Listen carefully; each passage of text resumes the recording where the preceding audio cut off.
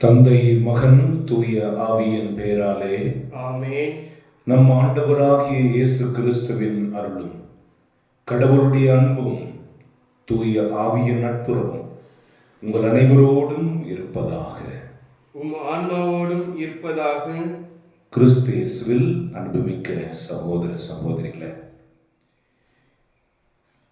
திருப்பலியின் ஒவ்வொரு நாளும் கிறிஸ்து பலியாக்கப்படுகிறார். அவர் தன்னுடைய சொந்த சரீரத்தையும் இரத்தத்தையும் நம்முடைய ஆன்ம உணவாக கொடுக்கிறார். இது ஒரு பரிசுத்தமான நிகழ்வு. ஆகவே புனித பவுல் இப்படி சொல்கிறார், உங்களில் யாராவது தகுதியற்ற முறையில் இந்த திருப்பலியில் பங்கெடுத்து கிறிஸ்துவனுடைய பரிசுத்த உடலுக்கும் பரிசுத்த இரத்தத்திற்கும் விரோதமாக நீங்கள் பங்கெடுப்பீர்கள் என்றால் நீங்கள் உங்களுக்கு நீங்களே தண்டனையை வருவித்துக் கொள்கிறீர்கள். உங்களில் பல பேர் நோயோடு இருப்பது இதனால் தான் என்று அவர் சொல்லி காட்டுகிறார். இயேசுனுடைய சரீரமும் இரத்தமும் நாம் உட்கொள்ள பொழுது பரிசுத்தம் அடைய வேண்டும், குணமடைய வேண்டும், விடுதலை அடைய வேண்டும். ஆனால் இன்றைக்கு நாம் அப்படி அந்த விடுதலையும் சுகத்தையும் அனுபவிக்காமல் நோயோடும் வேதனையோடும் கஷ்டப்படுவதற்கு காரணம் நாம் நம்மை தகுதிப்படுத்திக் கொள்ளாமல் திருப்பலியில் பங்கெடுப்பது தான். உலகத்தில் நடக்கிற எல்லா பூஜைகளையும் விட, ஜெபங்களையும் விட, ஆராதனைகளையும் விட, திருவிழாக்களையும் விட மிக உன்னதமானதும் கோபுர கலசமுமானது இந்த திருப்பலி தான். இந்த திருப்பலியை பங்கெடுக்கிற ஒவ்வொருவரும் தெய்வ பயத்தோடு தங்களை தகுதிப்படுத்தி பங்கெடுத்தால் அவர்கள் பரலோக மகிமையை இங்கே அனுபவிக்கலாம். ஆனால் தங்களை தகுதிப்படுத்திக் கொள்ளாமல் நேற்றைய பாவங்களோடு இன்றைய பாவங்களோடு வந்து தங்களை ஏமாற்றிக் கொண்டு கடவுளுடைய திருவிருந்தில் பங்கு கொள்வார்கள் என்றால் அவர்கள் நோயுற்று போவார்கள் என்று பவுல் எச்சரிக்கிற இந்த நாளில் நாம் நம்மையே தாழ்த்தி இது நாள் வரைக்கும் நாம் பங்கெடுத்த திருப்பலியில் நாம் தகுதியற்ற முறையில் கலந்து கொண்டு வெளிவேடமாக கலந்து கொண்டு தேவ ஆலயத்தில் எப்படி நடக்க வேண்டும் என்கிற விதிமுறைகள் எல்லாம் மறந்து நாம் தவறிழைத்த தருணங்களுக்காக மனம் வருந்தி மன்னிப்பு கேட்போம். நாமே தேவனுடைய ஆலயமாக இருப்பதனால் நம்மிலிருந்து பரிசுத்த ஆவியானவர் வெளியேறி போவதற்கு நாம் காரணமாய் செய்த காரியங்களுக்காக துக்கப்பட்டு மனம் வருந்தி மன்னிப்பு கேட்போம். எல்லாம் வல்ல இறைவனிடமும் சகோதர சகோதரிகளே உங்களிடமும் நான் பாவி என்று ஏற்றுக்கொள்கிறேன். ஏனெனில் என் சிந்தனையாலும் சொல்லாலும் செயலாலும் கடமைகள் தவறினாலும் பாவங்கள் பல செய்கிறேன். என் பாவமே, என் பாவமே, என் பெரும் பாவமே. ஆகையால் எப்பொழுதும் கன்னியான தூய மரியாதையும் வானதூதர் புனிதர் அனைவரையும் சகோதர சகோதரிகளையும் நான் தேவனாகிய ஆண்டவரிடம் எனக்காக வேண்டிக் கொள்ள மன்றாடுகிறேன். எல்லாம் வல்ல இறைவன் நம்மீது இரக்கம் வைத்து நம் பாவங்கள் எல்லாம் மன்னித்து நம்மை முடிவில்லாத வாழ்வுக்கு அழைத்து செல்வாராக. ஆமென். ஆண்டவரே இரக்கமாயிரும், ஆண்டவரே இரக்கமாயிரும், கிறிஸ்துவே இரக்கமாயிரும்,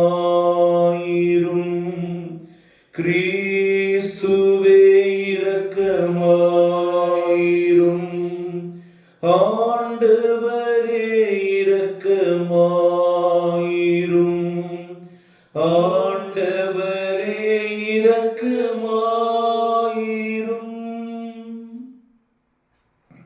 மன்றாடுவோமாக.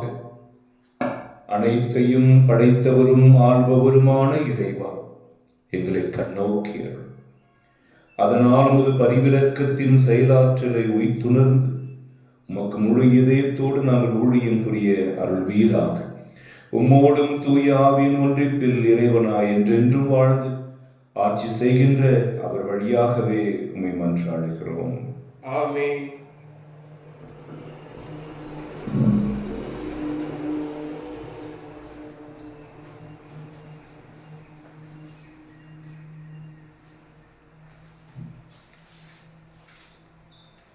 முதல் வாசகம். திருத்துதர் பவுல் தீமோத்தேயுக்கு எழுதிய முதல் திருமுகத்திலிருந்து வாசகம். நமது சமயத்தின் மறை உண்மை உயர்வானது.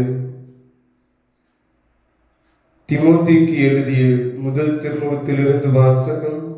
அதிகாரம் 3, இறை வார்த்தைகள் 14 முதல் 16 முடிய. அன்புக்குரியவரே, நான் விரைவில் உன்னிடம் வருவேன் எனும் எதிர்நோக்குடன் இவற்றை உனக்கு எழுதுகிறேன். நான் வர காலம் தாழ்த்தினால் நீ கடவுளின் வீட்டாரிடம் எவ்வாறு நடந்து கொள்ள வேண்டும் என்பதை இத்திருமுகத்தின் வழியாக தெரிந்து கொள்ளலாம். இவ்வீட்டாரை வாழும் கடவுளின் திருச்சபை. இத்திருச்சபை உண்மைக்கு தூணும் அடித்தளமுமாய் இருக்கிறது. நமது சமயத்தின் மறை உண்மை உயர்வானது என்பதில் ஐயமே இல்லை. அது பின்வருமாறு: மானிடராய் அவர் வெளிப்படுத்தப்பட்டார், தூய ஆவியால் நேர்மையாளர் என மெய்ப்பிக்கப்பட்டார், வானதுதருக்கு தோன்றினார், பிற இனத்தாருக்கு பறைசாற்றப்பட்டார், உலகினரால் நம்பிக்கையோடு ஏற்க பெற்றார், மாட்சியோடு விண்ணேற்றம் அடைந்தார். இது ஆண்டவர் வழங்கும் அருள்வாக்கு. இறைவா, உமக்கு நன்றி. பதிலுரை பாடல். பல்லவி. ஆண்டவரின் செயல்கள் உயர்ந்தவை, ஆண்டவரின் செயல்கள் உயர்ந்தவை. நெஞ்சார ஆண்டவருக்கு நன்றி செலுத்துவேன், நீதிமான்களின் மன்றத்திலும் சபையிலும் அவருக்கு நன்றி செலுத்துவேன். ஆண்டவரின் செயல்கள் உயர்ந்தவை, அவற்றில் இன்பம் காண்போர் அனைவரும் அவற்றை ஆய்ந்துணர்வர். பல்லவி. ஆண்டவரின் செயல்கள் உயர்ந்தவை, அவரது செயல் மேன்மையும் மாண்பும் மிக்கது, அவரது நீதி என்றென்றும் நிலைத்துள்ளது. அவர்தம் வியத்தகு செயல்களை என்றென்றும் நினைவில் நிலைக்கச் செய்துள்ளார். அருளும் இரக்கமும் உடையவர் ஆண்டவர். பல்லவி. ஆண்டவரின் செயல்கள் உயர்ந்தவை, அவர் தமக்கு அஞ்சி நடப்போருக்கு உணவு அளிக்கின்றார், தமது உடன்படிக்கையை என்றும் நினைவில் கொள்கின்றார். வேற்றினத்தாரின் உரிமை சொத்தை தம் மக்களுக்கு அளித்தார். இவ்வாறு ஆற்றல் மிக்க தம் செயல்களை அவர்களுக்கு வெளிப்படுத்தினார். பல்லவி. ஆண்டவரின் செயல்கள் உயர்ந்தவை.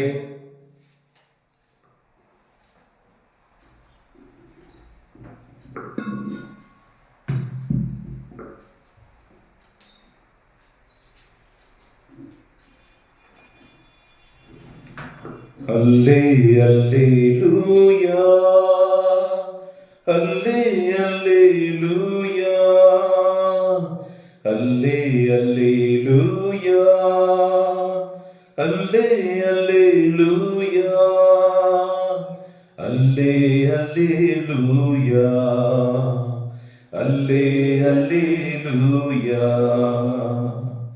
ஆண்டவர் உங்களோடு இருப்பாராக, உம் ஆன்மாவோடும் இருப்பாராக. புனித லூக்கா எழுதிய பரிசுத்த நற்செய்தியிலிருந்து வாசகம். ஆண்டவரே, மாட்சி உமக்கே.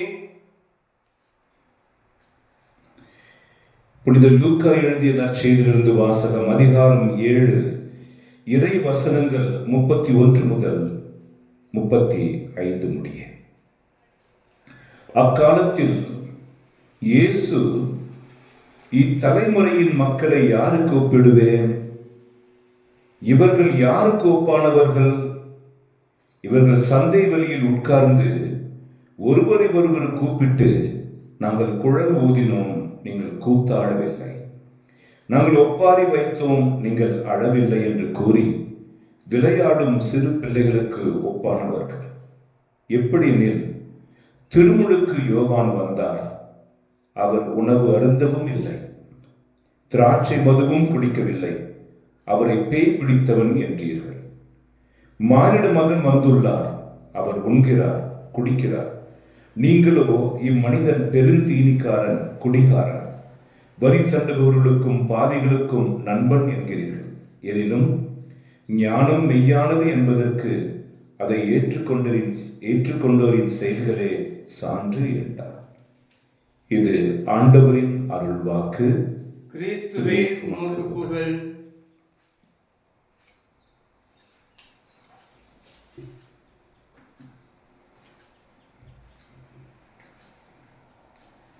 கிறிஸ்து இயேசுவில் அன்புமிக்க சகோதர சகோதரிகளே,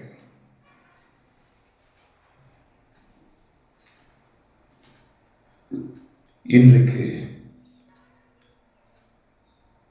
நற்செய்தி வாசகத்தில் ஒரு மாறுபாடான கருத்துக்களோடு மக்கள் இருப்பதை பற்றி இயேசு சொல்கிறார். நாங்கள் குழல் ஊதினோம், நீங்கள் கூத்தாடவில்லை. நாங்கள் ஒப்பாரி வைத்தோம், நீங்கள் அழவில்லை. எங்களுக்கு ஏத்த மாதிரி நீங்க இல்லையே. ஆகவே திருமுழுக்கு யோவான் வந்து அவர் உணவு உட்கொள்ளவும் இல்லை, திராட்சை மதுவும் குடிக்கவில்லை, அவரை பேய் பிடித்தவன் என்றீர்கள். மானிட மகன் அதாவது இயேசு வந்தார், உண்டு குடித்தார், இவர் பெருந்தீனிக்காரர் என்றார்கள். ஆகவே உலகம் எப்பொழுதும் நன்மையில் தீமையை காண்கிறது, தீமையில் நன்மையை காண்கிறது.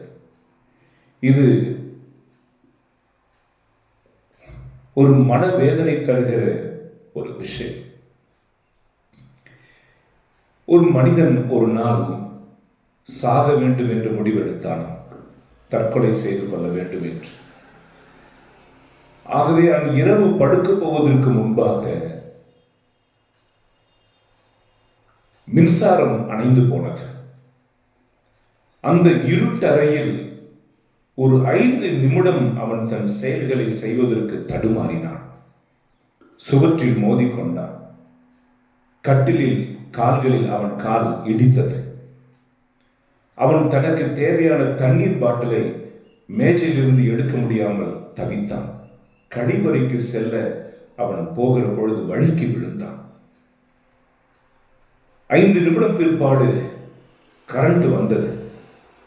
அப்பொழுது அவன் யோசித்தான், 5 நிமிடமே நான் பார்வை இல்லாதவனை போல இவ்வளவு கஷ்டப்பட்டேனே, பிறப்பிலேயே பார்வையென்று பிறந்தார்களே, அவர்கள் ஒவ்வொரு நாளும் எவ்வளவு கஷ்டப்படுவார்கள் என்பதை ஒரு பக்கம் சிந்தித்து, இன்னொரு பக்கம் என்னை பார்வையற்றவனாய் கடவுள் படைக்கவில்லையே என்று கடவுளுக்கு நன்றி சொன்னான்.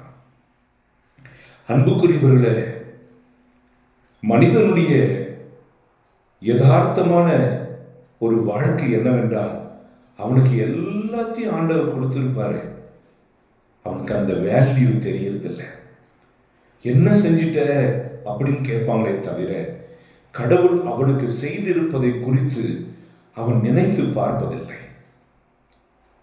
ஒரு சாவுக்கு போங்க, நீதிமொழிகள் சீராக்கு புஸ்தகம் சொல்கிறது, நீங்கள் திருமண வீட்டிற்கு போவதை விட, பிறந்த நாட்களை கொண்டாடுகளுடைய வீட்டிற்கு போவதை விட, இறந்தவர்களுடைய வீட்டிற்கு போங்கள். அங்கே உங்களுக்கு வாழ்க்கை என்றால் என்ன என்ற படிப்பினை கிடைக்கும். ஒருவன் 18 வயதில் இறந்து போனான். இன்றைக்கு வெளிநாட்டில் ஒரு 13 வயது நிரம்பிய ஒரு சின்னத்திரை நடிகர், 13 வயது, அவன் இருதய அடைப்பினால் இறந்து போனான். ஆகவே நம்மை விட குறைந்த வயதுடையவர்கள் இறக்கிற பொழுது, நாம் அந்த சாவில் பங்கேற்கிற பொழுது, நமக்கு ஆண்டவர் ஆயுள் நாட்களை கூட்டி கொடுத்திருப்பதை பற்றி நம்மால் அறிய முடியும். இந்த சாவிற்கு போகும்போது அவர் இறந்தவுடனே மனைவியும் பிள்ளைகளும் ஒப்பாரி வைத்து அழுவார்கள் பார்ப்போம் அல்லவா? அதை பார்க்கிற பொழுது நாம் இறந்து போனால் நம்முடைய மனைவியும் நம்முடைய பிள்ளைகளும் இப்படித்தானே அழுவார்கள், புலம்புவார்கள் என்கிற அறிவு உண்டாகும். அந்த சரீரத்தை தூக்கி கொண்டு போய் மண்ணில் போட்டு மூடுகிற பொழுது, ஐயோ, நாம் இப்படி உசுருக்கு உசுராக காப்பாற்றியிருந்த உடல் மண்ணோடு மண்ணாய் கலந்து போகிறதே, நாம் வெறும் மண்ணுதான் என்கிற அந்த உணர்வு நமக்கு கிடைக்கும். நாம் எதையும் கொண்டு செல்லவில்லை, எதையும் கொண்டு செல்ல அனுமதிக்கப்படுவதும் இல்லை. கோடி துணியை போர்த்தி போதுமடா சாமி நீ வாழ்ந்தது என்று நம்மேல் நெருப்பை வைக்கிற பொழுதும் மண்ணை போடுகிற பொழுதும் நமக்கு ஞானம் உண்டாகும். கிறிஸ்து இயேசுவில் அன்புக்குரியவர்களே, ஒரு நிமிடம் உங்களை யோசித்து பாருங்கள். கடவுள் உங்களை எவ்வாறு நன்மைகளால் அலங்கரித்திருக்கிறார் என்று பாருங்கள். தாய் கருவிலேயே குழந்தை செத்துவிட்டது என்பதை பற்றி கேள்விப்படுகிறோம். 3 முறை கருச்சிதைவு நடந்தது என்பதை பற்றி கேள்விப்படுகிறோம். பிறந்து 5 நிமிடத்திலேயே குழந்தைகள் செத்து போனதை பற்றி கேள்விப்படுகிறோம். 3 மாத குழந்தையாக, 1 வயது குழந்தையாக குழந்தைகள் இறந்து போனதை பற்றி கேள்விப்படுகிறோம். 10 வருடமாகியும் குழந்தை பாக்கியம் இல்லாத பெற்றோர்களை பற்றி கேள்விப்படுகிறோம். வளர்கிற பொழுதே நோய் வந்து தூக்கி கொண்டு போனதை, விபத்துக்கள் வந்து அவர்களை அழித்து போனதை நாம் கேள்விப்படுகிறோம். ஆனால் இன்றைக்கும் நாம் எவ்வளவு ஆசீர்வாதங்களோடு பெற்றிருக்கிறோம். கண் இருக்கிறது. உலகத்தில் ஏராளமானவர்களுக்கு கண் இல்லை. செவிகள் நன்றாக கேட்கிறது. மிஷின் போட்டா கூட காது கேட்காதவர்கள் எத்தனையோ பேர். நாவு அவ்வளவு வல்லமையாக இயங்குகிறது, பேசுகிறோம். ஆனால் பேச்சே இல்லாமல் ஊமைகளாய் பிறந்து ஊமையாகவே இருந்து கடைசி வரைக்கும் வாழ்கிறவர்கள் எத்தனை பேர். கை இந்த வரைக்கும் கை இருக்காது பிறக்கும் பொழுது, அல்லது விபத்தில் கைகளை இழந்திருப்பார்கள். நமக்கு கைகள் இன்னும் அசைவோடு சுகத்தோடு பலத்தோடு இருக்கின்றன. நம்முடைய கால்கள் உறுதியோடு இருக்கின்றன. ஹல்லேலூயா, ஹல்லேலூயா, ஹல்லேலூயா. நேற்றுக்கு சாப்பிட்ட உணவு இன்றைக்கு செரிமானமாகி நாம் மகிழ்ச்சியோடு எழுந்திருக்கிறோம். எத்தனையோ பேருக்கு சாப்பிடவும் முடிவதில்லை, சாப்பிட்டதும் செரிமானம் ஆகவில்லை. நேற்றுக்கு நான் ஒரு சின்ன குழந்தை, 2 வயது குழந்தை ஹாஸ்பிட்டலில் வைத்து 15 நாள் அந்த ஊசி 3 வேளை ஊசி போட சொல்றாங்க. எதற்காக? அந்த யூரின் இன்ஃபெக்ஷன். அந்த குழந்தை சுயநினைவை இழக்கும் தருவாயில் இருக்கிறது. நமக்கு அப்படி அல்ல. அன்றன்றுக்குரிய ஆகாரத்தை கடவுள் கொடுக்கிறார். ஒவ்வொரு நாளும் உடுத்தக்கூடிய உடையை கொடுக்கிறார். நமது எங்களுடையது என்று சொல்லக்கூடிய ஒரு இருப்பிடத்தை கொடுக்கிறார். நம்மை நேசிக்கிற சகோதர சகோதரிகள், உயிரை போல நம்மை அன்பு செய்கிற நம்முடைய தாயும் தகப்பனும். ஹல்லேலூயா, ஹல்லேலூயா, ஹல்லேலூயா. ஆகவே அன்புக்குரியவர்களே, நீங்கள் எப்பொழுதும் இப்படி கடவுள் கொடுத்ததற்காக நன்றி சொல்வதை மறந்துவிட்டு, கடவுள் கொடுக்காத காரியங்களை குறிப்பறிந்து குறை சொல்வதை நிறுத்திவிடுங்கள். அன்பு பிள்ளைகளே, உங்கள் பெற்றோர் செய்த நன்மைகள் எல்லாம் மறந்துவிட்டு, அவர்கள் உங்களுக்கு செய்த தியாகத்தை எல்லாம் மறந்துவிட்டு, நீங்கள் கேட்டது ஏதோ ஒன்றை செய்யாமல் விட்டிருப்பார்கள், முக்கியமான காரணத்தோடு அல்லது இயலாமையினால். ஆனால் அந்த காரியத்தை வைத்து உங்கள் பெற்றோர்கள் கெட்டவர்கள் என்ற தீர்மானத்திற்கு வந்து விடார்கள். உங்கள் கணவன் மனைவிக்குள்ளாக உறவில் எத்தனையோ தியாகங்களை, எத்தனையோ ஒருத்தல்களை ஒருவருக்கொருவர் செய்திருப்பீர்கள். ஏதோ ஒரு புறப்பாட்டுக்கு நீங்கள் விரும்பிய காரியத்தை உங்களுடைய கணவரோ மனைவியோ செய்யாத பொழுது அவரை தீர்ப்பிட்டு விட்டு, அவரை விட்டு விட்டு போய்விடாதீர்கள். ஹல்லேலூயா. உங்களுடைய தொழில் செய்கிற இடத்திலும் உங்களுடைய முதலாளிகளும் ஏராளமான நன்மைகளை செய்திருப்பார்கள். ஏதோ ஒரு காரியத்திற்காக முரண்பட்டு, இனி நான் இவர்களுக்கு சரியான தொழில் செய்து லாபத்தை கொண்டு வர மாட்டேன் என்று சொல்லிவிடாதீர்கள். இன்றைக்கு வேதம் அதைத்தான் சொல்கிறேன். நம்ம இஷ்டப்படி எல்லாரும் ஆடணும்னு நினைக்கிறோம். நாம் விரும்புகிறபடி அவர்கள் செயலாற்ற வேண்டும் என்று நினைக்கிறோம். எல்லா பிரச்சனைகளுக்கும், எல்லா இடங்களிலும் பிரச்சனைகள் வருவதற்கு காரணம் என்ன? யோசிச்சு பாருங்க. நான் சொல்றது நடக்கும், எனக்கு ஏற்றபடி நடக்கும், எனக்கு கீழ்ப்படிஞ்சு இருக்கணும், நான் தவறே செய்தாலும் அதை ஒத்துக்கணும் என்று நம்மை முன்னிலைப்படுத்துகிற எல்லா காரியங்களிலும் கடவுள் பின்னிலைப்படுத்தப்படுகிறார். நம் வாழ்க்கையில் பிரச்சனைகளை அனுபவிக்கிறோம். ஹல்லேலூயா. அல்லேலூயா. ஆகவே அன்பு இயேசு கிறிஸ்துவின் பிள்ளைகளே, இன்றைக்கு தேவாலயத்தை குறித்து போதிக்கும்படி ஆவியானவரால் உணர்த்தப்படுகிறேன். ஒரு திருமணம் நடைபெறுகிறது, ஒரு பிறந்த நாள் நடைபெறுகிறது, ஆலயத்தில் சொல்லுகிறேன். அந்த ஆலயத்தில் அந்த திருவிழா முடிந்த உடனே அது குப்பையும் கூலமுமாக மாறிவிடுகிறது. தேவாலயத்தில் வீற்றிருக்கிற சர்வ வல்லவருக்கு கொடுக்கப்பட வேண்டிய மகிமைகளும் மாட்சிமைகளும் மனிதர்களுக்கு கொடுக்கப்பட்டு ஆடலும் பாடலும் என்று தேவாலயத்திற்குள் நடக்கக்கூடாத காரியங்கள் எல்லாம் மிக சுலபமாக நடப்பதினால் ஒவ்வொரு பண்டிகையும் தேவாலயத்தில் கொண்டாடப்படுகிற பண்டிகைகள் எல்லாம் அது கடவுளுக்கு நிந்தையாகவும் அவமானமாகவும் அதை கொண்டாடுகிற மக்களுக்கு சாபமாகவும் மாறி வருகிறதை ஆண்டவர் உணர்த்துகிறார். இன்றைக்கு சில காரியங்களை பற்றி நாம் வாசிப்போம். விடுதலை பயணம் 3ஆம் அதிகாரம் 5ஆம் வசனம். அன்புக்குரியவர்களே, மோசே மலை மீது நெருப்பு எரிவதை பார்க்கிறார். இது என்ன? ஒரு செடி எரிகிறது, ஆனால் செடி கருகி போகவில்லை, நெருப்பு மட்டும் எரிகிறது. இது என்னவென்று பார்ப்போம் என்று மோசே அந்த மலைக்கு ஏறுகிறார். ஏறி அந்த காட்சியை பார்த்து அருகில் போகலாம் என்கிற பொழுது 3ஆம் அதிகாரம் 5ஆம் வசனத்தில் கடவுள் சொன்னார், மோசே, உன் மிதியடியை கிழற்றி விட்டு வா, ஏனெனில் நீ நிற்கிற இடம் பரிசுத்தமானது. அன்புக்குரியவர்களே, இது முதல் கருத்து. ஒரு தேவாலயத்திற்குள் நீங்கள் போகிற பொழுது நீங்கள் செய்ய வேண்டிய முதல் காரியம் உங்கள் மிதியடிகளை வெளியே விட்டுவிட வேண்டும். மற்ற மதங்களில் இந்த சடங்கு மிக உறுதியாக பின்பற்றப்படுகிறது. ஆனால் திருச்சபை நமக்கு அவ்வளவு கட்டாயத்தின் பேரில் சொல்லாமல் இருந்தாலும் வேத வசனத்தின் அடிப்படையில் உங்களை நம்மையும் திருத்திக் கொள்ள முயற்சி செய்வோம். மிதியடிகளை வெளியில் விட்டுவிட்டு செல்ல வேண்டும். இந்த மிதியடியை ஏன் விட்டுவிட்டு செல்ல வேண்டும்? அது நாம் நடக்கிற வழியிலெல்லாம் முள்ளும் கல்லும் மற்றும் எத்தனையோ கழிவுகளை மிதித்து வருகிறோம். அந்த கழிவுகளை சுமந்து கொண்டு நம் தேவாலயத்திற்குள் போகும் பொழுது அது கடவுளுக்கு நாம் இழைக்கிற மிகப்பெரிய ஒரு அவமானம். அது ஜெபிக்கிற ஒரு இடம். அந்த இடத்தில் ஒரு துர்வாசனையோ அல்லது அவமரியாதைக்குரிய ஒரு காரியமோ நடப்பதற்கு நாம் காரணமாக இருக்கக்கூடாது. மோசே சொன்னார், செருப்பை கழட்டி விட்டுட்டு வா. ஹல்லேலூயா. இரண்டாவது நாம் ஒரு காரியத்தை நாம் வாசிப்போம். லூக்கா சுவிசேஷம் 18ஆம் அதிகாரம் 9 - 14. தேவாலயம் என்பது என்ன? ஒரு அரசனோ அமைச்சரோ வாழ்கிற இடம் அல்ல, அல்லது உங்களுடைய அரசியல் தலைவர்களோ இருக்கிற இடம் அல்ல. அனைவரையும் அன்போடு நோக்குகிற, அனைவரையும் சமமாக கருதுகிற தேவன் வீற்றிருக்கிற தேவாலயம். ஒரு நாள் இந்த ஓமானத்தில் லூக்கா 18 சொல்கிறது, ஒரு பரிசேயன் தேவாலயத்திற்கு ஜெபிக்க போனான். தேவாலயத்திற்குள் போய் முழந்தால் படியிட்ட அவன் எப்படி ஜெபித்தான் என்று வேதம் சொல்கிறது. அவன் சொன்னான், ஆண்டவரே, நீர் என்னை ஆணாக படைத்ததற்காக நன்றி.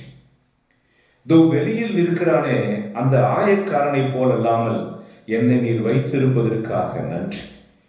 எனக்கு வயலில் விவசாயத்தில் அறுவடையில் கிடைக்கிற எல்லா முதற் பலன்களையும் நான் உனக்கு காணிக்கையாக ஒப்புக்கொள்கிறேன். ஓய்வு நாளை எல்லாம் நான் சரியாக அனுசரிக்கிறேன். இதுதான் அவனுடைய ஜெபமாக இருந்தது. தான் செய்ததை குறித்து, தான் செய்வதை குறித்து, வெளியில் இருக்கிற அந்த ஆயக்காரனை குறித்து அவன் தன்னை பற்றி பெருமையாக பேசிக்கொண்டான். ஆனால் தேவாலயத்திற்கு வெளியில் நின்று கொண்டிருந்த ஆயக்காரனோ மார்பில் அறைந்து கொண்டு தேவனுடைய பிரசனம் நிறைந்த அந்த தேவ மந்தசத்தை, அந்த திவ்ய நற்கருணை பேழையை உற்று நோக்க கூட தைரியம் இல்லாமல் மார்பில் அறைந்து கொண்டு அவன் என்ன ஜெபித்தான்? ஆண்டவரே, நான் பாவி. ஆண்டவரே, நான் பாவி. உள்ளே வருவதற்கு நான் தகுதியற்றவன்.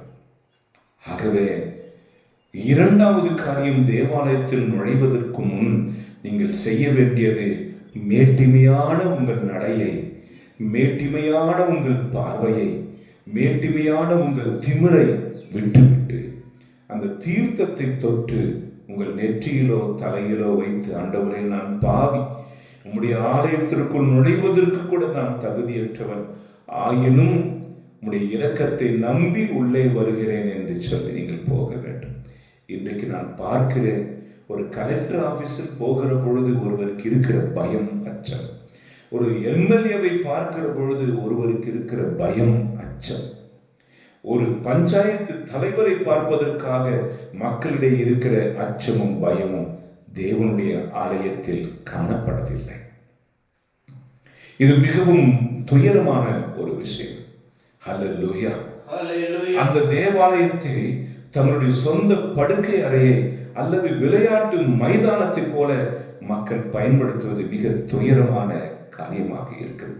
முக்கியமான நிகழ்வுகளிலும் இது நடந்தேறுகிறது. இது மிக வருத்தமுள்ள காரியம்.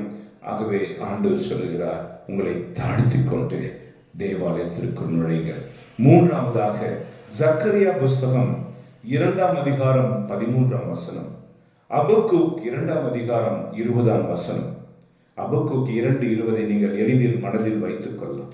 தேவாலயத்திற்குள் நீங்கள் நுழைந்த பொழுது என்ன பண்ணணும்? ஜக்கரியா 2:13 நாம் வாசிப்போம். அமைதியாக இருந்து நாமே கடவுள் என்பதை அறிந்து கொள்ளுங்கள்.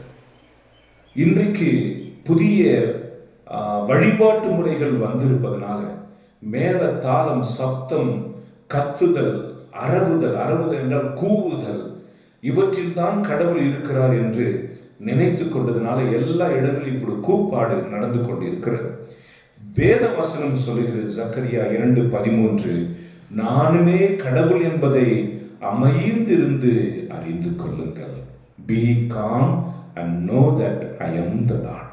தேவாலயத்திற்கு போன உடனே நீங்கள் உங்களை அமைதிப்படுத்துங்க. அமைதியா உட்கார்ந்து அவருடைய பிரசன்னத்தை தேடுங்கள். இறைவாக்கினர் ஏலியா ஜெசபல் ராணி அவரை கொலை செய்வர் என்று சொன்ன பொழுது அவர் ஓடி போய் ஒரு மலையில் தங்கினார். அப்பொழுது பெருங்காற்று வீசியது, கடவுள் குரல் கேட்கப்படவில்லை. பூகம்பம் போல காரியங்கள் வந்தன, அதிலும் அவர் கடவுளுடைய குரலை கேட்க முடியவில்லை. இடி முழக்கத்திலும் அவர் கடவுளுடைய குரலை கேட்க முடியவில்லை.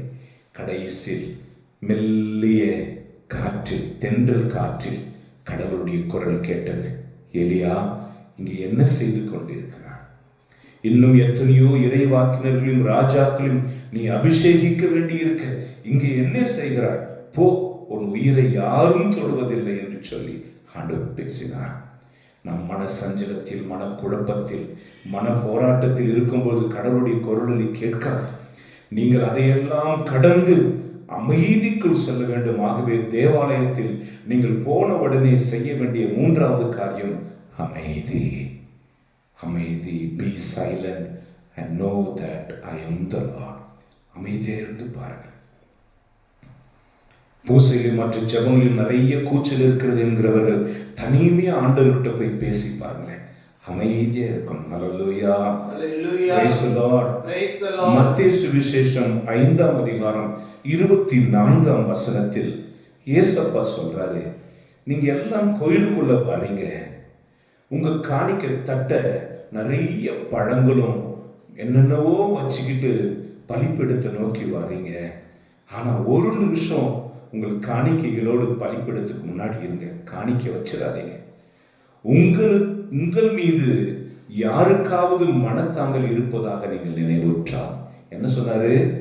உங்களுக்கு யார் மீதாக மனத்தாங்கல் இருந்தால், உங்களுக்கு யார் மீதுனா மனசு கஷ்டம், அவங்க என்னை திட்டி விட்டாங்க, அப்படி இல்லை, உங்கள் மீது யாருக்காவது மனத்தாங்கல் இருப்பதா நினைவுற்றால், நீ உன் பலி காணிக்கைகளை அங்கேயே வைத்துவிட்டு, பலிப்பிடத்திற்கு முன் வைத்துவிட்டு போ, சமாதானம் செய்து கொண்டு வா, பின்பு வந்து உன் காணிக்கையை செலுத்து, அதை கடவுள் ஏற்றுக்கொள்வார்.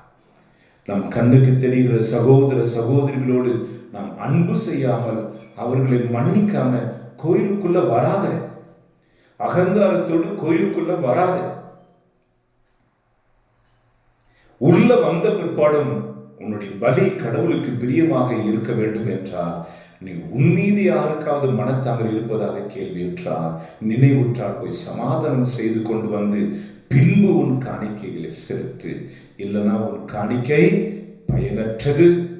நீங்க இங்கிருந்து எந்த ஒரு புண்ணிய ஸ்தலத்திற்கும் போகலாம், எந்த ஒரு விசேஷமான இடங்களுக்கும் போகலாம். ஆனால் கடவுளுடைய இந்த வார்த்தையின்படி உங்கள் வீட்டில் உங்கள் உறவுகளில் உள்ள விரிசல்களை சரி செய்யாமல் சமாதானம் செய்யாமல் நீங்கள் காவி உடை உடுத்தினாலும் சரி, கடும் தவம் செய்தாலும் சரி, அந்த ஜெபத்தை கடவுள் ஏற்பதில்லை. அது அவருக்கு பிரியமானதும் இல்லை. சமாதானம் செய்து கொண்டு வருங்கள். ஹல்லேலூயா. திருப்பாடல்கள் 151. தேவாலயத்திற்கு நீங்கள் வந்து விட்டீர்கள். Price the Lord. அந்த தேவாலயத்திற்கு வந்துவிட்ட பிற்பாடு, உங்கள் பாவங்களை ஏற்றுக்கொண்ட பிற்பாடு நீங்கள் செய்ய வேண்டிய காரியம் கடவுளுக்கு துதி சொல்வது.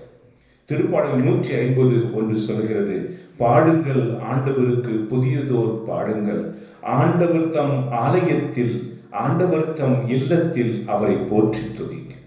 தேவாலயத்தில் நடக்க வேண்டிய ஒரு முக்கியமான காரியம் ஆண்டவரை போற்றி துதிப்பது. ஆதி தொட்டு ஆதிவாரம் என்று தெலுங்கில் சொல்வார்கள். ஞாயிற்றுக்கிழமையில் மக்கள் ஏன் ஒன்று சேர்ந்தார்கள் என்றால், கடவுள் கடந்த வாரம் முழுவதும் அவர்களுக்கு செய்த நன்மைகளுக்கு நன்றியாக ஸ்தோத்திர பலி செலுத்துவார்கள். ஆகவே தேவாலயத்திற்குள் வந்துவிட்டவர்கள் உன்னதங்களிலே என்று பாடுகிற பொழுது, கடவுளை துதிக்கிற பொழுது, you should involve in praising God. உங்கள் உதடுகளை அசைத்து உங்கள் உதடுகளின் பலியான ஸ்தோத்திர பலியை அவருக்கு சமர்ப்பிக்க வேண்டும்.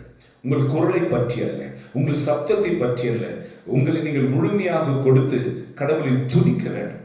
ஜனங்களோடு சேர்ந்து துதிக்க வேண்டும். ஹல்லேலூயா. ஹல்லேலூயா. காணிக்கை போட்ட பொழுது விதவையினுடைய காணிக்கையை கூர்ந்து இயேசு கவனித்தது போல, நீங்கள் தேவாலயத்தில் என்ன செய்கிறீர்கள், எப்படி பங்கெடுக்கிறீர்கள் என்பதை இயேசு கூர்ந்து கவனிக்கிறார். ஒவ்வொருவரையும் தனிப்பட்ட விதத்தில் கவனிக்கிறார். அவருடைய கண்கள் ஒவ்வொருவரையும் தனிப்பட்ட விதத்தில் கூர்ந்து நோக்குகிறது. ஆண்டவரை நீ எப்படி துதிக்கிறாய், அல்லது துதிக்காமல் வாயை மூடிக்கொண்டு இருக்கிறாய். ஆகவே நீங்கள் தேவாலயத்திற்கு போகும் பொழுது மனதாரா கடவுளை துதிக்க வேண்டும். ஹல்லேலூயா. ஒருவேளை கத்தோலிக்க திருச்சபை திருப்பலியில் அதிகமான நேரத்தை துதிப்பதற்கு, சத்தமாக துதிப்பதற்கு நேரம் கொடுக்காவிட்டால் அது திருப்பலியை தாண்டி ஜெப கூட்டங்களை அனுமதிக்கிறது, நடத்துகிறது. துதித்து ஆராதித்து பாடி மணிக்கணக்காக ஆண்டவரை துதிப்பதற்குரிய நற்கருணை ஆராதனை நமக்கு ஏற்படுத்தி தருகிறது. அந்த ஆராதனைகளில் ஸ்தோத்திர பலிகளில் நீங்கள் கலந்து கடவுளை துதிக்க வேண்டும். ஹல்லேலூயா. ஹல்லேலூயா. ஹல்லேலூயா. ஹல்லேலூயா. அடுத்தது, தேவாலயத்திற்குள் நீங்கள் போன பிற்பாடு தேவனுடைய வார்த்தையை கூர்ந்து கவனிக்க வேண்டும். ஆண்டவரை பேசும் அடியேன் கேட்கிறேன். முதல் சாமுவேல் புஸ்தகத்தில் சாமுவேல் தேவாலயத்தில் உறங்காமல் ஆண்டவருடைய பாதத்தில் இருந்தார். அப்பொழுது தேவனுடைய குரல் அவருக்கு ஒலித்தது. குரு ஏலிதான் அழைத்திருப்பாரோ என்று 2 முறை போய் கேட்டு பிற்பாடு, நான் அல்ல உன்னை அழைத்தது என்ற பிற்பாடு, தேவன்தான் உன்னை அழைக்கிறார். எனவே அடுத்த முறை உன் பெயர் சொல்லி ஆண்டவர் அழைக்கிற பொழுது, அடியேன் கேட்கிறேன், பேசும் ஆண்டவரே என்று சொல்லி என்று அறிவுறுத்தி அனுப்பினார். ஆண்டவர் அழைத்தார். சாமுவேல் என்று கூப்பிட்ட பொழுது சாமுவேல், இதோ ஆண்டவரே, பேசும் அடியேன் கேட்கிறேன் என்றார். தேவாலயத்திற்குள் நீங்கள் போன பிற்பாடு கடந்த காலத்தை பற்றி, வெளியில் நடக்கிற விஷயத்தை பற்றி, வீட்டை பற்றி எதையும் யோசித்திருக்காமல் உங்கள் கவனத்தை ஒருமுகப்படுத்தி கடவுள் பேசுவதை கேட்க வேண்டும். இது மரியாதை. தேவனுடைய வார்த்தைகள் படிக்கிற பொழுது, குருவானவர் தேவனுடைய வார்த்தைக்கு விளக்கங்களை, பிரசங்கங்களை சொல்லும் பொழுது நீங்கள் கூர்ந்து கவனிக்க வேண்டும். எதற்கென்றால் பேசப்படுகிற வார்த்தை தேவனுடையது. பேசப்படுகிற வார்த்தை உயிருள்ளது. ஹல்லேலூயா. எபிரேயர் 4:12 நாம் எடுத்து வாசிப்போம். அங்கே சொல்லப்படுகிறது, தேவனுடைய வார்த்தைக்கு உயிர் இருக்கிறது, ஆற்றல் இருக்கிறது. எந்த வாளிலும் அது கூர்மையானது. அது ஆன்மாவின் ஆழத்தையும் எலும்புகளையும் மூட்டையும் மச்சையும் ஆவியின் ஆழத்தையும் ஊடுருவி பாய்கிறது. ஆகவே தேவனுடைய வார்த்தை நீங்கள் கூர்ந்து கவனித்தாலே அந்த இடத்திலேயே தேவனுடைய வார்த்தை உங்களுக்குள் இறங்கி ஏசாயா புஸ்தகம் 55ஆம் அதிகாரம் 10-11 வசனத்தில் தேவனுடைய வார்த்தை மழையை போன்றது, பனியை போன்றது, அது பூமியை நனைத்து விதையை முளைப்பச் செய்வது போல ஆண்டவருடைய வார்த்தையும் எதற்காக அது அனுப்புகிறாரோ அதற்குரிய பலனை கொடுக்காமல் அவரிடத்தில் திரும்பி செல்லாது. ஆகவே பூசைக்கு போகிற பொழுது, ஞாயிற்றுக்கிழமை திருப்பலிக்கு போகிற பொழுது உன் வாழ்க்கைக்கு தொடர்ந்து உன்னை நடத்துவதற்குரிய வார்த்தையை ஆண்டவர் பலிப்படுத்தி பேசுவார், சத்தியமாக பேசுவார். ஆக நீ கூர்ந்து கவனிக்கிற பொழுது தேவன் உன்னோடு பேசுவார். மன்னிக்கணுமா, என்ன உன் வாழ்க்கைக்கு தேவையோ அங்கிருந்து பேசப்படும். நீங்கள் கவனித்தீர்கள் என்றால் அது உங்கள் இருதயத்தில் நாட்டப்படும் விதையாக 30, 60, 100 பலன் கொடுக்கும். அல்லேலூயா, அல்லேலூயா. அடுத்ததாக காணிக்கை நீங்கள் செலுத்த வேண்டும். தேவனுடைய ஆலயத்திற்கு வெறும் கையாய் வரக்கூடாது என்று லேவியராகமம் சொல்லுகிறது. ஏனெனில் நம் வீட்டில் நாம் பெற்றிருக்கிற எல்லா சொத்துக்களும் எல்லா ஆசீர்வாதங்களும் தேவன் கொடுத்தது. ஆகவே தேவாலயத்தை கட்டுவதற்காக லேவியர் அழைத்த பொழுது 12 கோத்திரத்தாரும் கை நிறைய தங்கம், கை நிறைய வெள்ளி, பிசைந்த மாவு, எண்ணெய் மற்றும் படையல்களோடு தேவாலயத்திற்கு வந்தார்களாம். ஒவ்வொரு கோத்திரம் அந்த தங்கமும் வெள்ளிகளையும் கொண்டு தேவாலயம் நிர்மிக்கப்பட்டது. ஆகவே நீங்கள் தேவாலயத்திற்கு வரும்பொழுது வெறுமையாய் வரக்கூடாது. இன்றைக்கு இயேசு கிறிஸ்துவனுடைய தேவாலயங்கள் எவ்வளவு சீர்குலைந்து போயிருக்கிறது. அவசரங்கள், அதாவது அடிப்படை வசதிகள் இல்லாமல் இருக்கிறது. ஒரு ஸ்பீக்கர், ஒரு மைக்கு இல்லாமல் இருக்கிறது. பொது மக்கள் வந்தால் அவர்களுடைய அவசரங்களை தீர்ப்பதற்குரிய வசதிகள் இல்லாமல் இருக்கிறது. குடித்தண்ணீர் இல்லாமல் இருக்கிறது. பலிப்பிடத்தில் அழுக்கடைந்த ஆடை இருக்கிறது, ஒற்றடை இருக்கிறது, அமர்வதற்கு ஒரு சேர் இல்லை. இதையெல்லாம் பார்த்துவிட்டு போகிற உங்களை என்னென்பேன்? ஆண்டவர் சொல்றார், உங்களை என்னென்பேன்? உங்கள் வீடுகள் எல்லாம் கோபுரம் போல உயர்ந்து நிற்க என் தேவாலயம் சீர்கெட்டு கிடப்பதை பார்த்தும் நீங்கள் மௌனமாக இருப்பீர்களோ? நீங்கள் தேவனுடைய ஆலயத்திற்கு செய்து பாருங்கள், அவர் வானத்தின் பல கனிகளை திறந்து உங்களை ஆசீர்வதிப்பார். ஹல்லேலூயா, ஹல்லேலூயா. ஆகவே யாரெல்லாம் ஆசீர்வாதத்தை விரும்புகிறீர்களோ, கடவுளுடைய அபிஷேகத்தை வேண்டி விரும்புகிறீர்களோ, உங்கள் பிள்ளைகளுக்கு, உங்கள் தலைமுறைக்கு பாதுகாப்பை விரும்புகிறீர்களோ, உங்கள் கையில் நீங்கள் மனசு சொன்னோம், நீ பாதி நிறுத்துக்கோ, பாதி விட்டு. அப்போஸ்தலர் பணி 5ஆம் அதிகாரத்துல 6ஆம் வசனத்துல அனனியா சபிரான்னு சொத்தெல்லாம் வித்து அப்போஸ்தலனுக்கு கொடுத்துருவோம், நம்ம அவங்களோட சேர்ந்து ஊழியத்தில் இருப்போம் முடிவு எடுப்பாங்க. வரும்பொழுது அவங்க மனசு மாறிடும். எதுக்கு எல்லாத்தையும் கொடுத்துடணும், பாதி வச்சுக்கிட்டா நமக்கு உதவியா இருக்குமே சொல்லி பாதி வச்சுக்குவாங்க. அப்போஸ்தலர்களுக்கு ஆண்டவர் வெளிப்படுத்துவார். முக்கியமாக பேதுரு அவர் சொல்லுவார், பிசாசு உங்களை இப்படி தூண்டியது ஏன் என்று கேள்வி கேட்பார். ஆக நீங்கள் மனசின்படி கேட்காதீங்க. வேதம் சொல்லுகிறது 10ல் 1 பாகம். ஆக மனசு சொன்னோம், ஒன்றும் பிரச்சனை இல்லை, இந்த அடுத்த மாசம் கொடுத்துக்கலாம், இல்லை. வேதம் சொல்லுகிறது. ஆகவே சம்பாத்தியத்தின் முதல் 10ல் 1 பகுதியை முதல்ல எடுத்து ஆண்டவருக்கு வச்சிருங்க, ஆண்டவருடைய ஊழியக்காரங்களுக்கு வச்சிருங்க, ஆண்டவருடைய தேவாலயத்திற்கு வச்சிருங்க.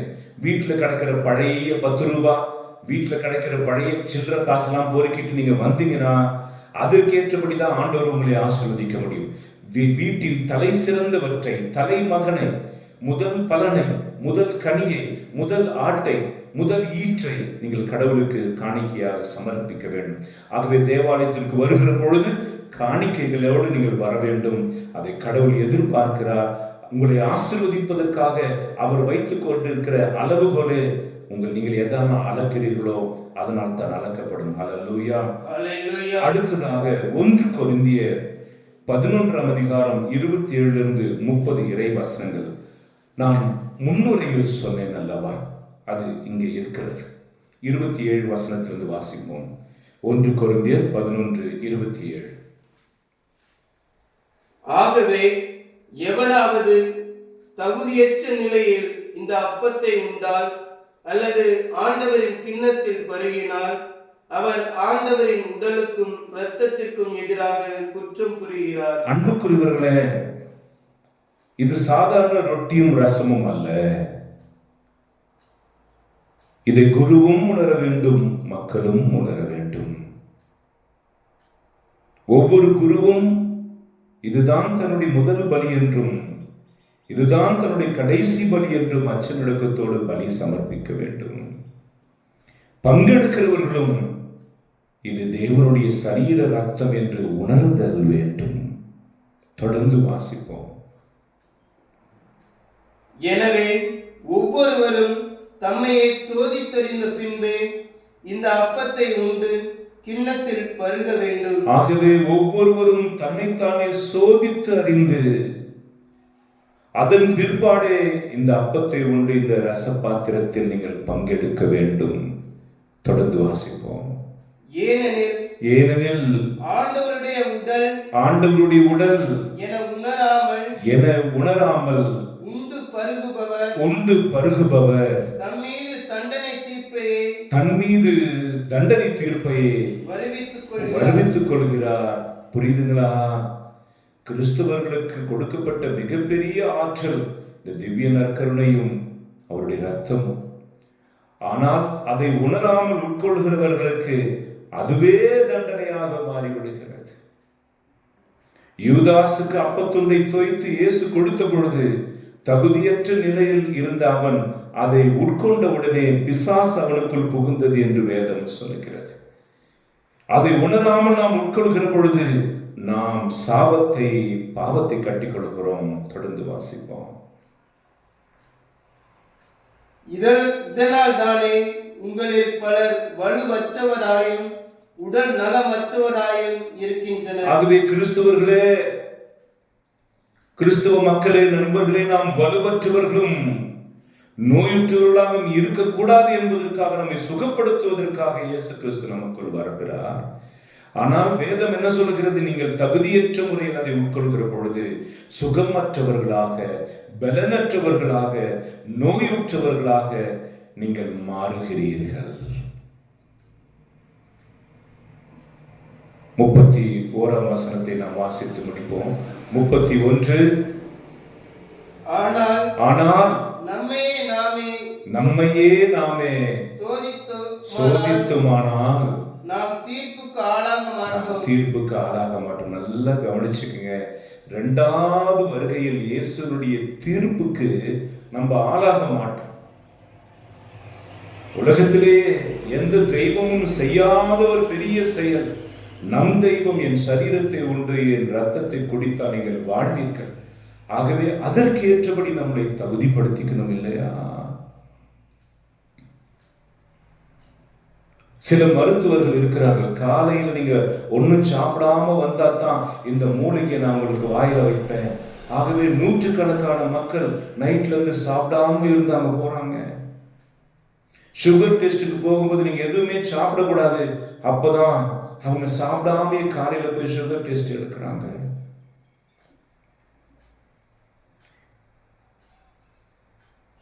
உங்கள் உடலுக்கு பாதுகாப்பு கொடுப்பதற்காக இந்த உபவாசத்தை செய்ய முடிந்த உங்களால், உங்கள் உடலை கண்ட்ரோல் பண்ண முடிந்த உங்களால், இயேசுடைய விலை மதிப்பில்லாத திரு சரீர ரத்தத்தை உட்கொள்வதற்கு ஏன் நாம் தயார் செய்வதில்லை? இப்போ கடவுள் தண்டிச்சிட்டாரா?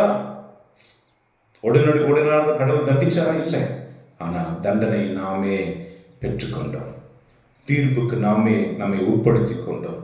இனி இயேசு நம்மளை வந்து தீர்ப்பிட வேண்டும் என்ற அவசியம் இல்லை. நாம் செய்த செயல்களே நம்மை தீர்ப்பிடும். ஆண்டுடைய வார்த்தையே நம்மை தீர்ப்பிடும். இன்றைக்கு நான் கோயிலுக்கு டெய்லி தான் போறேன். ஏன் என் வாழ்க்கையில் இப்படி? நான் பூசைக்கு மறக்காம போவேன். ஆனா ஏன் இப்படி? நாங்கள் திருவிழாலாம் பயங்கரமா கொண்டாடுவோம். ஏன் இப்படி? கடவுள் விரும்புகிற திருவிழா, கடவுள் விரும்புகிற வழிபாடு, கடவுள் விரும்புகிறபடி துதி ஆராதனை இன்றைக்கு குறைந்து போய் உதட்டினால் இவர்கள் துதிக்கிறார்கள், உள்ளமோ என்னை விட்டு வெகு தொலைவில் இருக்கிறது என்று சொன்னது போல நாம் எல்லாம் வாழ்க்கைக்கும் பலிப்பிடத்திற்கும் தூரமாக இருக்கிறோம். ஆகவே அன்புக்குரியவர்களே, 1 கொரிந்தியர் 11ஆம் அதிகாரம் 6ஆம் வசனம் வாசிப்போமா? 1 கொரிந்தியர் 11ஆம் அதிகாரம் 6ஆம் வசனத்தில் இது பெண்களுக்காக சொல்லப்படுகிற விஷயம். பெண் அடிமைத்தனம் அல்ல, பெண்களுக்காக சொல்லப்படுகிறது. தேவ ஆலயத்திற்கு நுழையும் பொழுது உங்கள் தலைகளை மூடிக்கொள்ளுங்கள். இது பெண்களுக்கு ஆண்டவர் சொன்ன அறிவுறுத்தல். எதற்கென்றால் பெண்ணினுடைய கூந்தலும், பெண்ணினுடைய அழகும், பெண்ணினுடைய உருவமும் மற்றவர்களுக்கு இடரலாய் இருக்கக்கூடாது. ஆகவே தலையை நீங்கள் மூடுகிற பொழுது பாவத்தில் இருந்து மற்றவர்களை நீங்கள் காப்பாற்றுகிறீர்கள். இரண்டாவது, மற்றவர்களுக்கு இடரலா இல்லாதபடி நீங்கள் இருக்கிறீங்க. அப்ப தேவாலயத்திற்கு வருகிற பொழுதே அங்கே நாம் பாவத்திற்கு தூண்டுதலாக நாம் அமைந்து விடுகிறோம் என்றால் அதற்குரிய தண்டனையை என்ன என்போம்? தேவாலயத்திற்கு வரும்போது சப்தம் எழுப்புகிற கொலுசுலாம் போட்டுட்டு வரக்கூடாது அப்படி என்று வேதம் சொல்லுகிறது. எதையும் நீங்கள் மற்றவர்களுக்கு இடரலா இருக்கும்படி நீங்கள் செய்யக்கூடாது. ஹல்லேலூயா, இயேசுவே உமக்கு நன்றி. ஆகவே உங்கள் உடைகள் நாகரிகமாக இருக்க வேண்டும். ஸ்ட்ராங் பர்ஃப்யூம்ஸ் யூஸ் பண்ணக்கூடாது. நீங்க கடந்து போகும்போது அப்பா எங்கிருந்து வந்தாலோ அப்படின்னு சொல்லி அவங்க அப்படியே சுவாசத்தை இழுத்து உங்க உடம்புல இருக்கிற பர்ஃப்யூமை அவங்க சுவாசிக்க கூடாது. அடுத்தது, உங்கள் உடலை உள்ள டிரான்ஸ்பரண்ட் என்று சொல்வார்கள், அவயங்களை வெளிப்படுத்துகிற கண்ணாடி போன்ற மெல்லிய ஆடைகளை நீங்கள் உடுத்தக்கூடாது. Price the Lord. அதே தேவாலயத்தில் ஏராளமான ஏழைகள் வருவார்கள். ஆகவே நீங்கள் மிக ஆடம்பரமாக நீங்க வந்தீங்கன்னா ஆண்டவர் உங்களை ஆசீர்வதிச்சிருக்கிறத பார்த்து தங்களை ஆசீர்வதிக்கலேன்னு சொல்லி அவங்க மனமுடைந்து போவார்கள். ஆகவே தான் மாடரேட் ட்ரெஸ் அப்படின்னா டீசெண்டா, நீங்க எவ்வளவு செல்வந்தர்களாக இருந்தாலும் கழுத்துக்கு ஒரு செயின், அது காதை மறைக்கிறதுக்கு ஒன்று ஓகே போதுமானது. ஆனால் ஏதோ ஒரு பெரிய பண்டிகைக்கு போதுமாக சரசரமா போட்டுட்டு வர சொல்லி நம்முடைய தெய்வம் சொல்வதில்லை. ஹல்லேலூயா, ஹல்லேலூயா. தேவாலயத்திற்கு சரியான சமயத்துக்கு வந்துடணும். சினிமா தொடங்குறதுக்கு முன்னாடி ஓடும், டிக்கெட் வாங்குறதுக்கு ஓடும், முன்னாடியே டிக்கெட் வாங்கி 200 ரூபாய் டிக்கெட்டை 2000 ஓடும். அதுவும் செல்போன்லே முதல் இருக்கையில பதிவு செய்யணும். சினிமா ஆகட்டும், ஒரு கிரிக்கெட் ஆகட்டும், ஒரு மேடை நட நிகழ்ச்சியாக இருக்கட்டும், கலை நிகழ்ச்சியாக இருக்கட்டும், இசையமைப்பாளருடைய பாடல்களா இசைக்கிற இடமாக இருக்கட்டும், மக்கள் கூடுகிற இந்த வேலையில் தேவனுடைய ஆலயத்திற்கு வருகிற நீங்கள் தாமதமாக வரக்கூடாது. ஆகவே தான் ஆண்டவர் சொன்னார், 5 கன்னியர்கள் உறங்கி போனார்கள், 5 கன்னியர்கள் விழிப்போடு இருந்தார்கள். மணமகன் வந்தபோது அவர்கள் அனைவரும் 5 பேர் உள்ளே போனார்கள் மணமகனோடு, இவர்களோ விடப்பட்டார்கள். தட்டிய போது கதவை உள்ளிருந்து மணமகன் சொன்னான், நீங்கள் யாரோ என்று. ஆகவே ஞாயிற்றுக்கிழமையிலும் மற்ற திருப்பலியிலும் நீங்கள் முன்பாகவே செல்ல வேண்டும். Price the Lord. ஆலயத்திற்கு நுழையும் போது ஜெனோஃபிலெக்ட் என்று சொல்வார்கள், தலை வணங்கி உள்ளே நுழைய வேண்டும், அமைதியில் நீங்கள் அமர வேண்டும். பிரைஸ் தி லார்ட், ஹல்லேலூயா. நீங்க தாமதமாக வந்துட்டீங்களா தடபட உள்ள போக கூடாது. நீங்கள் செல்வது யாருக்கும் தடையா இல்லாதபடி அது ஆண்டவருடைய பிரசன்னம் நிறைந்து இருக்கிற இடம். ஆகவே அனைவரும் ஒரு காரியத்திற்காக எழுந்து நிற்பார்களே, அந்த நேரத்தில் நீங்கள் போய் கூட்டத்தோடு சேர்ந்து கொள்ள வேண்டும். Price the Lord. ஆலயத்தில் சத்தமாக பேசக்கூடாது. நாங்க ஒரு இடத்துக்கு போனோம், அந்த கேமரா பண்ற ஆளு வெளியில ஸ்டுடியோல பண்ற மாதிரி கத்துறோம், அப்படி திரும்புங்க இப்படி பேசுங்க, அதை கண்டிப்பாருன்னு யாருமே. ஆகவே தேவாலயத்தில் மெதுவாக பேச வேண்டும். ரூடு வார்த்தைகளை பேசக்கூடாது, பேட் வார்த்தைகளை பேசக்கூடாது. Price the Lord. நீ மைனாரிட்டிஸ், நீ அங்க உட்காரு, இந்த பக்கம் உட்காரு, அந்த பக்கம் உட்காரு, நாங்கள் சென்டர் எங்க இடம், சைடு உங்க இடம் என்று டிஸ்கிரிமினேஷன் நம்முடைய தேவாலயத்தில் இருக்கக்கூடாது. என்ன ட்ரெஸ் போட்டு வந்திருக்க, என்ன தலை போட்டு வந்திருக்கிற, தேவாலயத்தில் அதை குறிப்பிடுத்து பார்க்க மோக்கிங் அங்கே நடக்கக்கூடாது. ஹல்லேலூயா, ஹல்லேலூயா. Pay attention and participate during the service. என்ன நடக்கிறது, பலியில் என்ன நடக்கிறது என்கிறதை கூர்ந்து கவனிங்கள். எந்த வார்த்தை சொல்லப்படுகிறது என்பதை கூர்ந்து கவனிங்கள். தேவன் குருவின் வழியாக, இறைவாக்கின் வழியாக என்ன பேசுகிறார் என்பதை கூர்ந்து கவனிங்கள். உங்களுக்கு என்று சொல்லப்படுவதை குறிப்பெடுத்துக் கொள்ளுங்கள். திருப்பலிக்கோ எந்த ஜெபத்திற்கோ நீங்கள் போகும்பொழுது பைபிள் கொண்டு செல்லுங்கள். அல்லேலூயா. வீட்டிற்கு வந்தவுடனே கேட்ட சர்மனை திரும்பவும் ஞாபகப்படுத்திக் கொள்ளுங்கள். இயேசுவே உமக்கு நன்றி. அல்லேலூயா. அல்லேலூயா. திருப்பலி நடந்து கொண்டிருக்கும் பொழுது திடீரென்று மறைந்து விடாதீங்க. போன் வந்துச்சுன்னு சொல்லி கொண்டு போயிடாதீங்க. வெளியில போய் பேசிட்டு மறுபடியும் வராதீங்க. அது நல்லதல்ல, உகந்ததல்ல, அது கடவுளுக்கு பிடித்தமானதல்ல, ஒழுக்கம் அல்ல. உங்கள் செல்போன் எல்லாவற்றையும் சுவிட்ச் ஆஃப் செய்து அந்த 1 மணி நேரம் 1.5 மணி நேரம் நீங்கள் சுவிட்ச் ஆஃப் செய்வதனால் உங்களுக்கு எந்த நஷ்டமும் ஏற்படாது. மற்றவர்கள் எல்லாம் அறிந்து கொள்ளட்டும், இந்த நேரத்தில் அவர் ஜெபத்தில் இருப்பார் என்று அவர்களும் தொந்தரவு செய்ய மாட்டார்கள். ஆகவே சுவிட்ச் ஆஃப் தி செல்போன்ஸ். அல்லது வீட்டிலேயே பத்திரமாக கூட நீங்கள் வைத்து விட்டு வரலாம். அல்லேலூயா. அனைவரும் அமரும்போது அமருங்கள், எழும்போது எழுங்கள், பாடும்போது பாடுங்கள், முழங்கால் படியிடும்போது முழங்கால் படியுங்கள். இது திருச்சபையினுடைய ஒழுங்கு, திருப்பலிக்கு கொடுக்கப்பட்டிருக்கிற ஒழுங்கு. அதை நீங்கள் கடைபிடிக்காமல் பின்னால எல்லாத்துக்கும் நீங்க ஒரே மாதிரி நின்றுட்டு இருக்காதீங்க. ஆண்டவருடைய அபிஷேகமோ உங்களில் எந்த மாற்றமும் ஏற்படாது. அல்லேலூயா. உங்களுடைய பிள்ளைகளை ஆட விட்டுட்டு இருக்காதீங்க.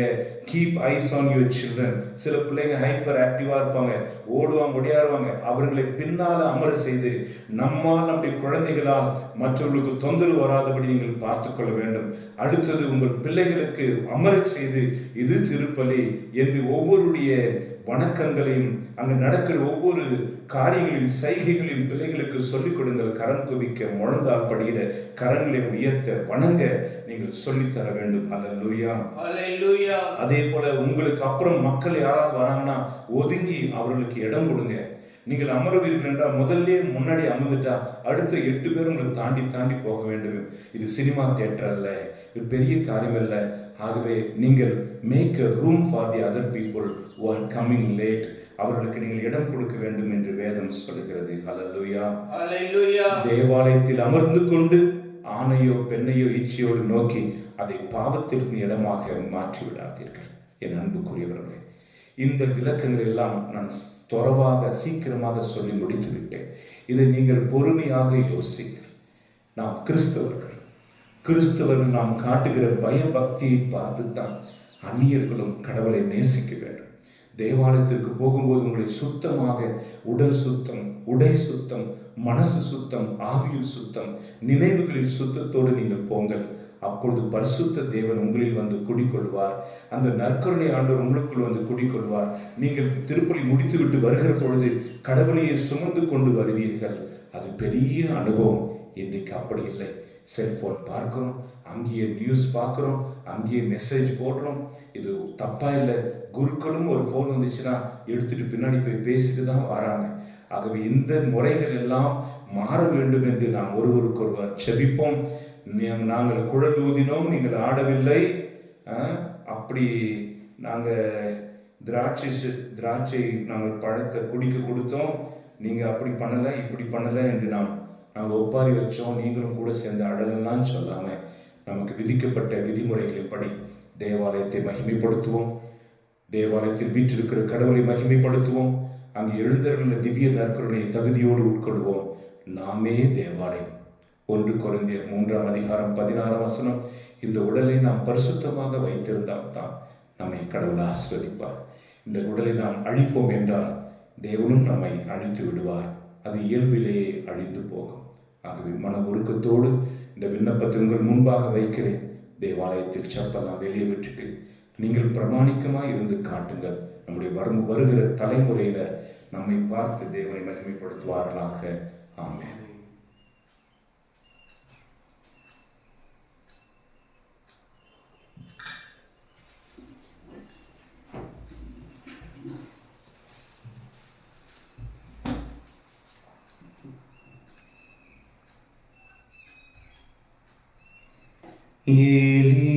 ஏலியோரெங்கள் காணிக்கை ஏற்றருள்வாயே, இறைவனே நல்வாழ்வினை எமக்கருள்வாயே. அடியதொன்று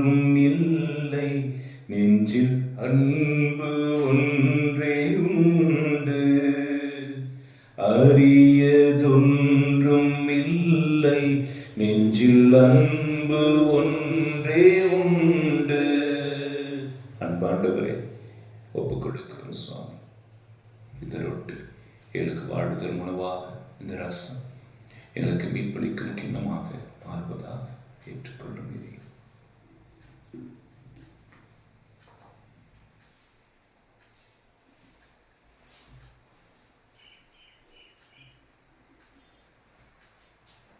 அன்புமிக்க சகோதர சகோதரிகளே, நானும் நீங்களும் சேர்ந்து ஒப்புக் கொடுக்கும் இந்த பலி எல்லாம் வல்ல இறைவனுக்கு ஏற்றதாகும்படி செவியுங்கள். ஆண்டவர் தமது பெயரின் புகழ்ச்சிக்காகவும் மாட்சிக்காகவும் தம நன்மைக்காகவும் புனித திரு அவையின் அனைத்து நலனுக்காகவும் உமது கை நீட்டி பலியை ஏற்றுக்கொள்வாராக. ஆண்டவரே, ஊழியர்களாக எங்கள் மன்றாட்டுக்களை கனிவுடன் கண்ணோக்கி இக்காணிக்கைகளை ஏற்றலும். இவ்வாறு உமது பெயரின் மாட்சிக்காக நாங்கள் ஒவ்வொருவரும் ஒப்புக் கொடுக்கும் காணிக்கை அனைவருடைய மீட்புக்கும் பயன்படுவதாக எங்கள் ஆண்டவராகிய இயேசு கிறிஸ்து வழியாக உம்மை மன்றாடுகிறோம். ஆமென். ஆண்டவர் உங்களோடு இருப்பாராக, ஆன்மாவோடும் இருப்பாராக. இதயங்களை மேலே எழுப்புங்கள், ஆண்டவரிடம் எழுப்பியுள்ளோம். நம் இறைவனாகிய ஆண்டவருக்கு நன்றி கூறுவோம். அது தகுதியும் நீதியுமானது. தூயவரான தந்தையே, என்றுமுள்ள எல்லாம் வல்ல இறைவா, என்னாலும் இவ்விடத்தில் நாங்கள் உமக்கு நன்றி செலுத்துவது மெய்யாகவே தகுதியும் நீதியுமாகும், எங்கள் கடமையும் மீட்புக்குரிய செயலுமாகும். உமது நன்மை மிகுதியால் எங்கள் ஆண்டவராகிய கிறிஸ்து வழியாக நீர் மனிதராகிய எங்களை படைத்தீர். நாங்கள் நீதியின்படி தண்டனைக்கு உரியவராயினும் உமது இரக்க மிகுதினால் எங்களை மீட்டருளினீர். அவர் வழியாகவே உமது மாண்பை வானதூதர் புகழ்கின்றனர், தலைமை தாங்குவோருமை வழிபடுகின்றனர், அதிகாரம் செலுத்துவோரும் திருமுன் நடுங்குகின்றனர். வானங்களும் அவற்றிலுள்ள ஆற்றல்களும் சேராபீன்களும் ஒன்று கூடி அக்களித்து கொண்டாடுகின்றனர். அவர்களோடு எங்கள் குரலையும் சேர்த்து கொள்ளுமாறு நாங்கள் உம்மை தாழ்வுடன் இறைஞ்சி புகழ்ந்து சொல்வதாவது: தூயவர் தூயவர் தூயவர், வான்படைகளின் கடவுளாம் ஆண்டவர், விண்ணகமும் மண்ணகமும் உமது ஆட்சியால் நிறைந்துள்ளன. உன்னதங்களிலே ஓசன்னா, ஆண்டவருடைய பெயரால் வருகிறவர் ஆசி பெற்றவர், உன்னதங்களிலே ஓசன்னா. ஆண்டவரே,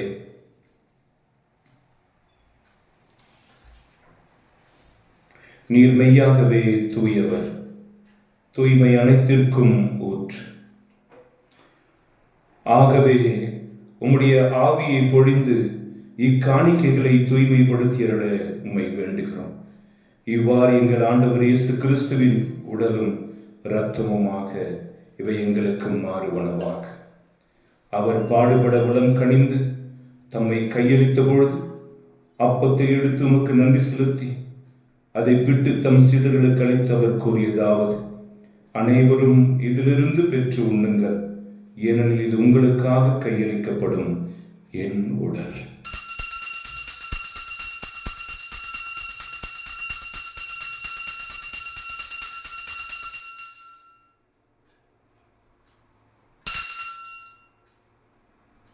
அவ்வளவே இரவு விருந்தை அருந்திய பின் கிண்ணத்தையும் எடுத்து மீண்டும் உமக்கு நன்றி செலுத்தி தம் சீடர்களுக்கு அளித்தவர் கூறியதாவது: அனைவரும் இதிலிருந்து பெற்று பருகுங்கள், ஏனெனில் இது புதிய நிலையான உடன்படிக்கைக்குரிய என் இரத்தத்தின் கிண்ணம். இது பாவ மன்னிப்புக்கென்று உங்களுக்காகவும் பலருக்காகவும் சிந்தப்படும். இதை என் நினைவாக செய்யுங்கள்.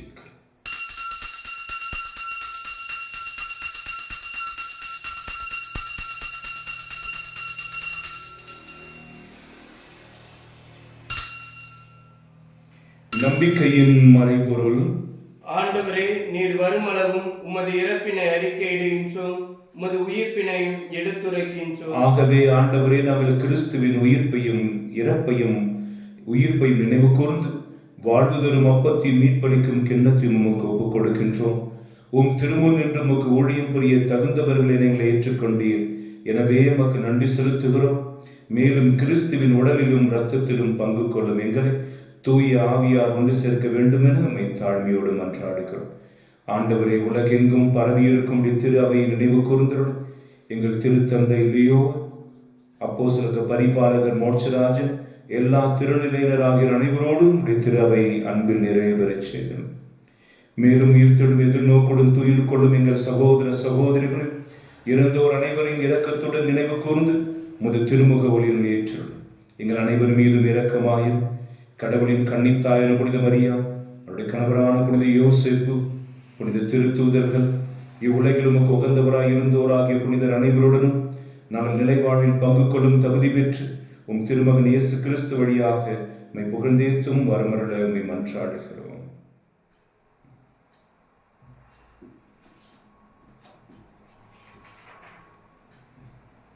இவர் வழியாக இவரோடு இவரின் எல்லாம் வல்ல இறைவனாகிய தந்தையே, தூய ஆவியின் ஒன்றித்தில் எல்லா புகழும் ஆட்சியும் என்றென்றும் உமக்கு உரியதே.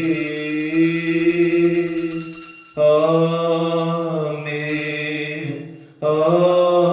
ஆமென், ஆமென். மீட்பரின் கட்டளையால் கற்பிக்கப்பட்டு தேவ படிப்பினையால் பயிற்சி பெற்ற நாம் துணிந்து சொல்லுவோம். விண்ணுலகில் இருக்கிற எங்கள் தந்தையே, உமது பெயர் தூயதென போற்ற பெறுக. உமது ஆட்சி வருக. உம்முடைய திருவுளம் விண்ணுலகில் நிறைவேறுவது போல மண்ணுலகிலும் நிறைவேறுக. எங்கள் அன்றாட உணவை இன்று எங்களுக்கு தாரும். எங்களுக்கு எதிராக குற்றம் செய்தோரை நாங்கள் மன்னிப்பது போல எங்கள் குற்றங்களை மன்னிக்கிறோம். எங்களை சோதனை உட்படுத்தாதையும் தீமையிலிருந்து விடுவித்தருளும். ஆண்டவரே, தீமை அனைத்திலிருந்தும் எங்களை விடுவித்து எங்கள் வாழ்நாளில் அமைதியை கனிவுடன் அருளுமை மன்றாடுகிறோம். உமது இரக்கத்தின் உதவியால் நாங்கள் பாவத்திலிருந்து எப்பொழுதும் விடுதலை பெற்று யாதொரு கலக்கமும் இன்றி நலமாய் இருப்போமாக. நாங்கள் எதிர்நோக்கி இருக்கும் பேரின்பத்திற்காகவும் என் மீட்பராக இயேசு கிறிஸ்துவின் வருகைக்காகவும் காத்திருக்கின்றோம். ஏனெனில் ஆட்சியும் வல்லமையும் மாட்சியும் என்றென்றும் உமதே. ஆண்டவரே இயேசு கிறிஸ்துவே, அமைதியை உங்களுக்கு விட்டுச் செல்கிறேன், என் அமைதியை உங்களுக்கு அளிக்கின்றேன் என்றும் திருத்தூதர்களுக்கு மொழிந்தீரேன். எங்கள் பாவங்களை பாராமல் உடைய திரு அவையின் நம்பிக்கையை கண்ணோக்கி உமது திருவுளத்திற்கு ஏற்ப அதற்கு அமைதியும் ஒற்றுமையும் அளித்தழுவீராக. என்றென்றும் வாழ்ந்து ஆட்சி செய்கின்றவர் நீரே. ஆமென். ஆண்டவருடைய அமைதி உங்களோடு என்றும் இருப்பதாக, உம் ஆன்மாவோடும் இருப்பதாக. ஒருவருக்கொருவர் கிறிஸ்துவின் அமைதியை பகிர்ந்து கொள்வோம். சமாதானம், சமாதானம், சமாதானம். உலகின் பாவங்களை போக்கும் இறைவனின் செம்மறியே, எங்கள் மேல் இரக்கமாயிரும். உலகின் பாவங்களை போக்கும் இறைவனின் செம்மறியே, எங்கள் மேல் இரக்கமாயிரும். உலகின் பாவங்களை போக்கும் இறைவனின் செம்மறியே, எங்களுக்கு அமைதியை அளித்தருளும். இதோ இறைவனின் செம்மறி, உயிருள்ள தேவாலயம். என் தந்தையின் இல்லத்தை வியாபார ஸ்தலமாக மாற்றிவிட்டீர்கள் என்று வெகுண்டெழுந்த தெய்வம் இன்றைக்கு தன் ஆலயத்தில், தன் இல்லத்தில் நாம் எப்படி இருக்க வேண்டும் என்று போதித்திருக்கிறார். இந்த தெய்வத்தின் திருவிருந்தை உட்கொண்டு அவருடைய பிள்ளைகளாய் வாழ அழைக்கப்பெற்ற நாம் அனைவரும் பேறு பெற்றோர். ஆண்டவரே, நாம் தகுதியற்றவர், ஆனால் ஒரு வார்த்தை மட்டும் சொல்லியும் எனது ஆன்மா நலமடையும். நாம் உட்கொள்ள போகும் இயேசுவின் திருவுடலும் திரு ரத்தம் நம்மை காத்து நரக தண்டனை விடுவித்து நமக்கு நித்திய வாழ்வு அளிப்பதாக. ஆமென்.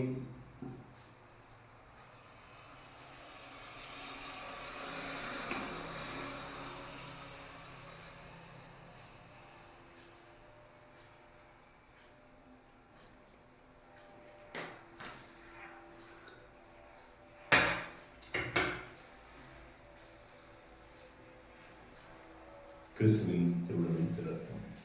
ஆமென்.